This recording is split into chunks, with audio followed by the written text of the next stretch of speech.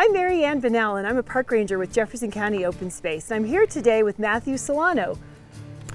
And I am a master gardener with the Jefferson County Extension Office. And we're going to talk about how important it is to pick the right plants if you live in the wildland-urban interface, so that you can plan for a low flammability garden. So I had some questions about this garden. This is our low flammability garden. I know this was part of your vision. Can you explain how landscaping can make a difference in wildland fire safety for your home? Of course. So planning your landscape and in picking the right kinds of plants makes it much more likely that your home will be able to survive on its own if there's a wildfire, because the landscaping won't catch your house on fire. And the other piece is it helps firefighters, because if they show up at your home to protect it in a wildland fire, it's much easier, and they can take better care of your home if you are lucky enough to have them on site during a large wildfire. So the right plants can kind of give you a fighting chance. Absolutely, absolutely. So what do you, I know there's things to consider. So tell me, I understand there's zones.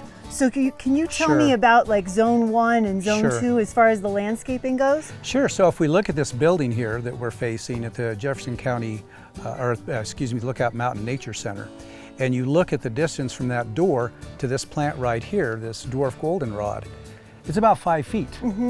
And you want basically 5 feet of space with no flammable material in it from your home. Okay, so 5 feet of nothing. Right, because what happens in that fire is it's like a blizzard of embers that hit that building and then fall down. Wow. And if they fall down into that area where there's nothing to burn, you won't start a fire. That's great. So that's zone 1, and then outside of that, where we've got like these plants starting, that's zone 2. Tell me more about that. So from about 5 feet out to 30 feet, you want plants that are basically low flammability. And there's a lot of plants that you can choose from. You can go into your search engine, whatever you're using, and put in CSU or Colorado State University, and you can put in low flammability. And it'll bring up documents that give you a lot of information about exactly what plants you want to use. So there'd be a list that I could look at? A list of native plants and non-native plants. Wow. In this garden, we decided to plant natives. For example, over here is this beaver tail cactus. And right behind it is a hybrid, kind of a nativar, of something we have here called solidago. I was going to say, I recognize that from the trail. Yes. Yeah. And it's a hybrid plant because it gives you more flowers. Right. But nonetheless, if it meets certain parameters, it's going to be on that list. What does it have to have? It has to have a low amount of resin or flammable oils in it. Think of when you walk in the forest and you smell turpentine or pine sol. Yeah, that burns. Burns like crazy. And then the second thing it needs to have in its place is a lot of minerals in the plant. Okay. So think of when you pop open a plant and it's like milky. Yeah. Oh yeah, that's good. That's that doesn't burn well. Does not burn well. Okay. Third thing is how much height there is to the plant. A plant that's 6 feet tall will cause a lot more problems than one that's 6 inches tall, because flames frequently in a fire run 3 times the height of the fuel. So it's like a ladder bringing the flames up towards the eaves and the roof. Exactly. You don't want that. And there's just a lot more wood there to burn. Sure. And then the last thing is they went through and they measured with these plants how much water there is on July 4th in the plant. Okay. Okay, and by doing so, it tells you how much moisture does a plant hold on to. And so that's why some of these things like this, this variegated iris over here, which is a type of a German iris, it has a lot of fluid in it. Year-round, it maintains a real significant dose of, and so it's not really very flammable. It's not going to burn. If it lights on fire, it's not going to start other stuff on fire. Right. So in that zone, that's what you want to plant. Sure. There's a lot of other things, but people talk about trees because when you see a big fire, you see the trees on fire. And there's a lot of information out there, and it's called defensible space. And in your landscape, you think about having trees at least 10 feet from your home and things not overhanging your roof. Some trees, like aspen trees, are wonderful trees. They're beautiful Colorado native tree, and if you can grow them, they have a lot of water. And if they catch on fire, it's rare. They usually kind of just melt a little bit, the leaves and stuff, and they survive.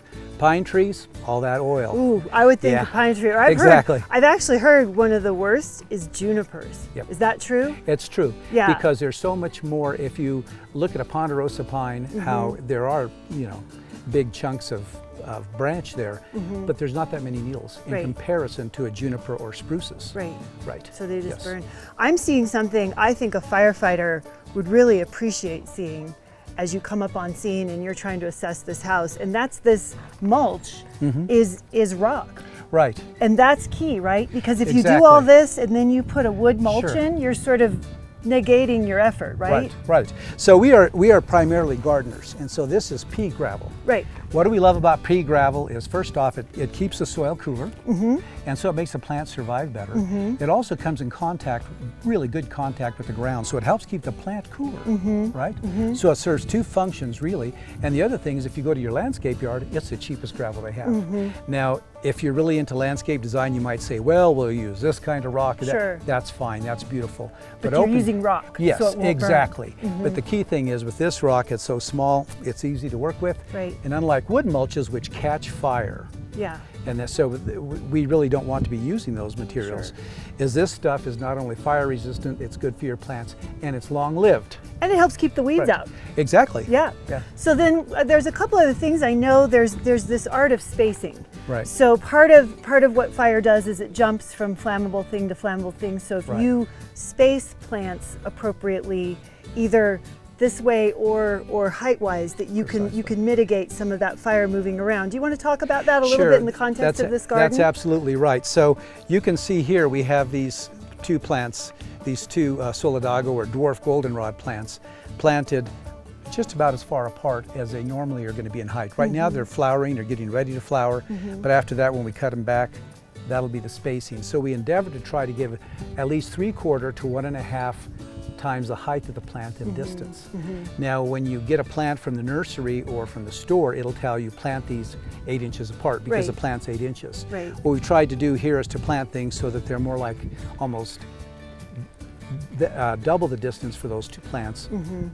And so that's how it's turned out, how it has. Sure. Most people's gardens, they want it to be like English cottage garden, right? They want it to just be so full of blooms and blossoms. That stuff burns with incredible vigor. Yeah. And the conflagration that you get from that will spread across the garden in a hurry. If this part of this garden catches on fire because something lands and starts it on fire, the other part of the garden is not going to be on fire. It's going to stay put. It's not going to ladder its way across the landscape. That's exactly right, exactly. Well, that's really helpful. I think this one other question, and I know I've heard this. Sure. Is this the same as xeriscaping? No. So can you explain the difference between a xeriscape garden and a low flammability garden? So a xeriscape garden is really designed for a minimal amount of water usage and frequently the minimal amount of maintenance. Sure. Right?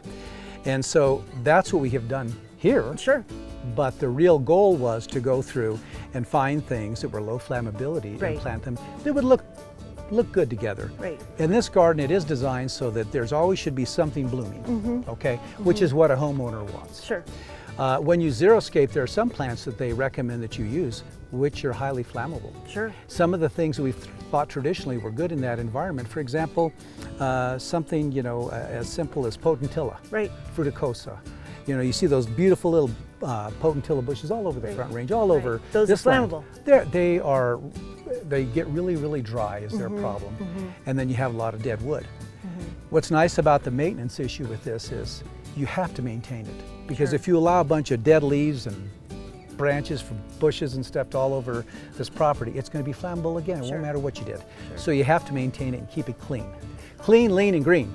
And so with those plants, the xeriscape plants, again, what's happening is that they're just designed to have a garden that doesn't require water. Sure. And here we're talking about living in the wildland-urban interface and really doing your home and your local firefighters a solid by really considering what that's going to happen, what could happen in the case of a fire. Exactly. And what you're saying is there's some work involved. Oh, there's some work involved. And the last little piece to add in, I don't want to go on too far here, is that more and more building codes are telling you need to do these kinds of things. The other thing that's really coming into is insurance companies. Yeah. And there are some parts and people I've talked to that they've had to go around and mitigate around their home so that they could maintain their insurance. So the best part about this is if folks have extra questions about the garden or want to see it, they can come up anytime to Lookout Mountain Nature Center. That's correct. But also we're having a celebration. Yes, And it's wonderful. We're going to have the Low Flam Garden Jam, and it's going to be on August 5th from 5 to 7 p.m. We're going to have some plant giveaways, touch a truck. We're going to have some refreshments, and you can ask the master gardeners questions about the garden and the plants. Exactly. We'll have people here who can give individualized attention to people's questions. And also there'll be some type 3 fire apparatus here from area fire departments. And they will have people there to staff those that can answer questions about what is all this stuff, how do you guys do this? So it's a really great opportunity for people to come, especially with younger people, kids, to look at stuff and to talk and to find out about the plants. Yes. Find out about the garden, find out about wildland fire, educate yourselves about fire safety, being wildfire ready in the wildland urban interface. So come join us on August 5th from 5 to 7 p.m. right here at Lookout Mountain Nature Center and touch a fire truck.